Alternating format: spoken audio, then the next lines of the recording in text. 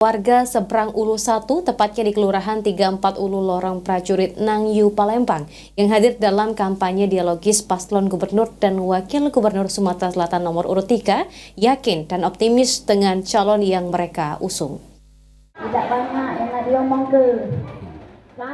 Antusiasme warga terlihat saat hadir dalam kampanye dialogis paslon nomor urut 3 calon gubernur dan wakil gubernur Sumatera Selatan di Kelurahan 3 Ulu, tepatnya di Lorong Prajurit Nangyu, Palembang, Minggu 17 November lalu.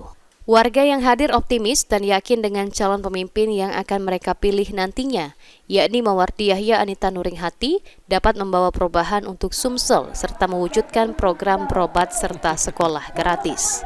Nah, di sini kami dari tim, alhamdulillah tim Mata Hati, respon masyarakat sangat senang dan sangat suka. Insya Allah mereka sepakat semua untuk mendukung dan memilih pasangan nomor urut 3, yaitu Pak Mawardi Yahya dan Ibu Anita Nuringhati. Dalam kampanye dialogis di 3/4 Ulu, warga juga antusias dengan program Tebus Murah yang dilakukan oleh tim paslon nomor urut 3 calon gubernur dan wakil gubernur Sumatera Selatan.